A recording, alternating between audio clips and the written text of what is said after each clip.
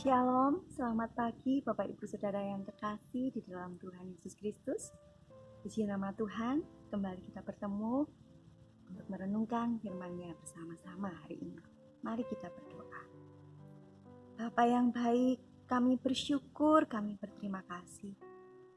Tuhan berkenan memberikan kami hari ini untuk kami nikmati, kami jalani.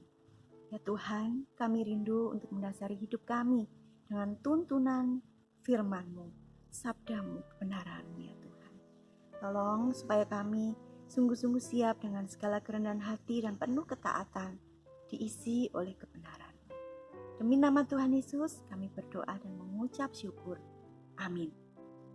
Bapak Ibu Saudara, renungan hari ini dengan tema sebuah pertanyaan. Kita akan membaca dari Ayub pasal 3 ayat 20-21. Ayub 3 ayat 20-21, demikian firman Tuhan. Mengapa terang diberikan kepada yang bersusah-susah dan hidup kepada yang pedih hati, yang menantikan maut yang tak kunjung tiba, yang mengejarnya lebih daripada menggali harta terpendam. Demikian firman Tuhan. Ayat ini mengisahkan tentang keluh kesah Ayub pada saat dia mengalami penderitaan. Dia kehilangan semua yang dimilikinya. Nah, pertanyaan yang seringkali muncul berkaitan dengan penderitaan manusia adalah kata mengapa. Mengapa Tuhan mengizinkan masalah itu datang bertubi-tubi menimpa saya? Mengapa Tuhan mengizinkan orang benar menderita? Mengapa orang baik itu sakit, sedangkan orang yang hidupnya sembrono atau sembarangan kok tetap sehat ya? Nah, sebagian orang percaya, seperti halnya teman-teman Ayub, mengira bahwa mereka memiliki jawaban yang tepat atas pertanyaan mengapa tadi. Ya, mungkin Tuhan sedang menguji kamu. Tuhan masih membiarkan orang-orang yang tidak benar untuk menikmati kesenangannya. Dan suatu saat nanti mereka pasti akan dihukum oleh Tuhan. Atau Tuhan sudah tahu lebih dulu. Dia punya rencana yang terbaik. Jika anakmu nanti hidup lebih lama, mungkin saja dia akan lebih menderita, lalu dia putus asa, dia kecewa pada Tuhan, bahkan dia meninggalkan imannya, dan lain sebagainya. Bapak Ibu Saudara yang terkasih dalam Tuhan, kita mungkin tahu mengapa seseorang itu bisa sakit kepala, frustasi, atau menderita suatu penyakit.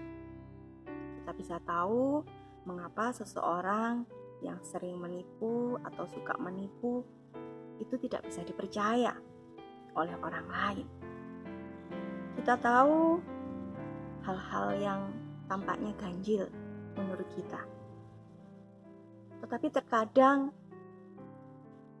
fakta-fakta yang mengejutkan tadi, fakta-fakta yang mengherankan tadi begitu mengusik kita. Misalnya, mengapa ya sebagian orang yang suka menipu itu bisa menjadi pemimpin? Bahkan pemimpin yang sepertinya ditaati oleh bawahannya. Mengapa orang yang tidak menjaga kebersihan atau hidup bersih dengan baik kok bisa tetap sehat?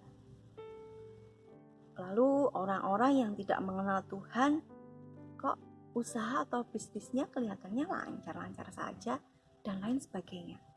Kenapa sih bisa demikian?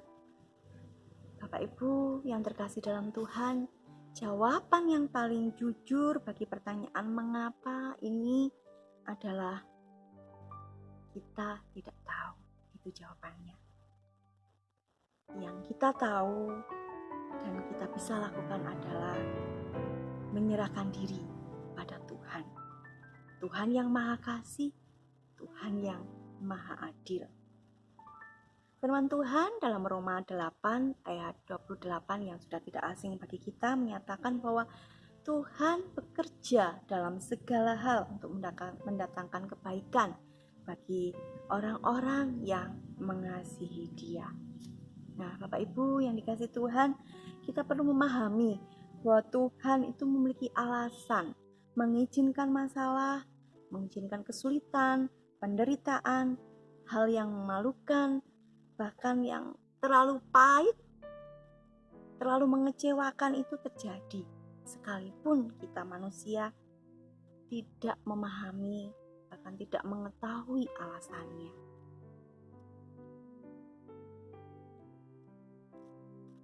Mari kita sama-sama merenungkan bahwa Tuhan Yesus pernah berseru pada saat Dia berada di atas kayu salib dengan seruan, "Allahku, Allahku, mengapa Engkau meninggalkan aku?" Dalam Matius 27 ayat 46. Tetapi kemudian setelah Dia bangkit, lalu Tuhan Yesus menampakkan diri kepada murid-muridnya dan berkata, "Damai bagimu, damai sejahtera bagimu." Yohanes 20 ayat 19. Penderitaan, kesulitan yang ada memang bisa saja membuat iman seseorang menjadi lemah dan hati menjadi hancur. Tetapi baiklah, mari kita mempercayai sebagai anak-anak Tuhan bahwa anugerah kasih Tuhan itu luar biasa. Dia telah memimpin jalan melalui penderitaan kepada damai yang melampaui segala pengertian, segala akal pemahaman kita. Amin. Tuhan Yesus memberkati. Mari kita berdoa. Kami mengucap syukur ya Tuhan, Engkau Allah yang mau menderita, namun Engkau juga Allah yang memberikan damai sejahtera.